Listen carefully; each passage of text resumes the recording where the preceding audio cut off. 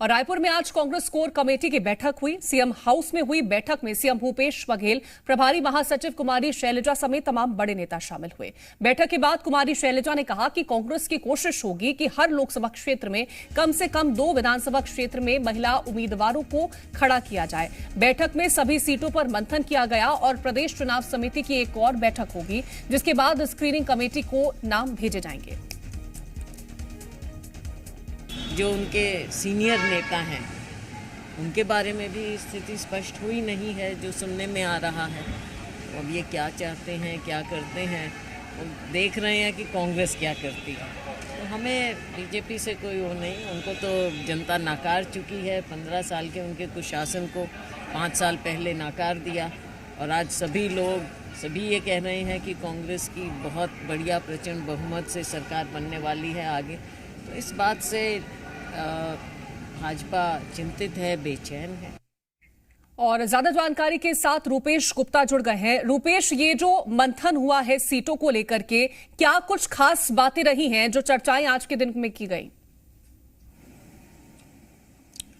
देखिए, पहले 45 सीटों पर मंथन होना था, उसके बाद अगली बैठक में 45 सीटों पर मंथन होना था। लेकिन जिस तरह से मीटिंग आगे बढ़ी, 12 बजे के आसपास मीटिंग शुरू हुई, बाद में पूरी 90 सीटों पर चर्चा हुई और कई सीटों पर ऐसे हैं जहां पे चर्चा पूरी नहीं हो पाई है। लिहाजा एक और बैठक होगी और इस बैठक में बाकी नामों पर विचार किया जाएगा। जो प्रभारी हैं कुमारी शैलजा, उन्होंने बताया कि जो नीचे से नाम आए, उसके अलावा जो सीनियर्स लीडर्स हैं उन्होंने जो नाम दिए, उन्होंने जो सुझाव दिए, उसको भी कंसीडर किया गया है। तो वो नाम भी पैनल में शामिल किए गए हैं। चूंकि अजय माकन ने कहा था कि स्क्रीनिंग कमेटी की बैठक तब की जाएगी जब यहां से सिंगल नाम की बजाय पैनल भेजा जाए, क्योंकि पैनल पर विचार करने के लिए स्क्रीनिंग कमेटी होती है। सिंगल नाम अगर नीचे से तय कर दिए जाए तो फिर स्क्रीनिंग कमेटी की कोई जरूरत नहीं है। लिहाजा तमाम नेताओं ने बैठ करके नाम जोड़े हैं और उन नामों का एक लिस्ट तैयार किया हुआ है, वो पैनल बनाया हुआ है हर विधानसभा की सीट पर। और उस पैनल में कोशिश ये की जा रही है कि 2 नाम हो ज्यादा से ज्यादा, जिन जगहों पे ज्यादा उम्मीदवार हों, मजबूत दावेदार हों, वहां पे 3 नाम कर लिए जाएं और इन नामों को लेकर के स्क्रीनिंग कमेटी की बैठक में जाया जाएगा। और उसके बाद स्क्रीनिंग कमेटी जिन नामों पर मुहर लगाएगी, जिन नामों को तय करेगी, उन नामों को लेकर के जो मुख्य चुनाव कमेटी है कांग्रेस पार्टी की, एआईसीसी की, उसमें इन नामों पर चर्चा करके फिर लिस्ट जारी की जाएगी। तो फिलहाल कांग्रेस की जो कवायद है उसमें लग रहा है कि अक्टूबर महीने तक पहली लिस्ट आएगी। जो शैलजा का बयान था, जो बॉडी लैंग्वेज थी, उससे साफ तौर से जाहिर था कि कांग्रेस को बिल्कुल भी हड़बड़ी नहीं है।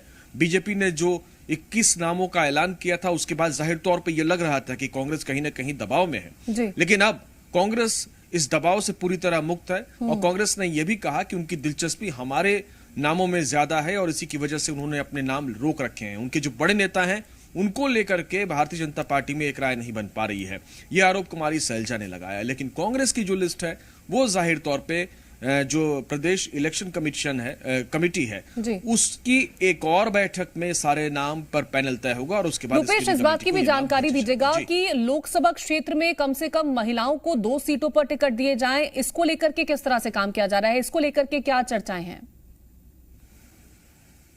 देखिए, हमने जी मध्य प्रदेश छत्तीसगढ़ पर पहले बताया था कि जिस तरह से लोकसभा और राज्यसभा में महिला आरक्षण बिल पारित हुआ है, उसके बाद उससे लोकसभा से पहले जो चुनाव होने हैं और लोकसभा के जो चुनाव होने हैं उसमें पॉलिटिकल पार्टीज पर यह प्रेशर होगा कि वो ज्यादा से ज्यादा महिला उम्मीदवारों को मौका दे। और छत्तीसगढ़ के विधानसभा चुनाव में भी इसका असर दिखेगा। तो जाहिर तौर पे वही असर दिखा है और कुमारी शैलजा ने बड़ी खुशी के साथ इस बात को बताया भी कि उनकी कोशिश है कि कम से कम 2 उम्मीदवार, 2 विधानसभा कैंडिडेट हर लोकसभा सीट से हो। इसका मतलब यह हुआ कि 22 उम्मीदवार कम से कम कांग्रेस ये कोशिश करेगी कि विधानसभा चुनाव में 90 में से 22 सीटों पर महिलाओं को मौका मिले। तो जाहिर तौर पर महिलाओं के लिए बल्ले बल्ले वाली स्थिति है। महिला दावेदार हैं वो काफी खुश होंगे। कई जगह जहां पे महिला दावेदार रेस में थी लेकिन जो पुरुष दावेदार थे वो आगे निकल रहे थे, तो वहां पे सियासी समीकरण कांग्रेस के अंदर का बदलेगा और महिलाओं को ज्यादा से ज्यादा मौके मिलेंगे। कुछ और महिला जो पहले से ये मान के चल रही थी कि ये मजबूत सीटें हैं, यहाँ पे मजबूत दावेदार हैं, वो नए सिरे से कोशिश करेंगी। तो शैलजा का ये बयान कम से कम जो महिला कांग्रेस पार्टी से जुड़ी हुई है उनके लिए अच्छी खबर है। बिल्कुल, और महिलाओं जाहिर के लिए तौर अच्छी पे जो खबर है। दावेदार और हैं, वो इसी के काफी साथ खुश ही हैं। एक और मीटिंग की जाएगी, एक और बैठक की जाएगी और उसके बाद कहीं ना कहीं लिस्ट जो है वो कांग्रेस के सामने आ सकती है। तमाम जानकारी पहुंचाने के लिए बहुत शुक्रिया आपका।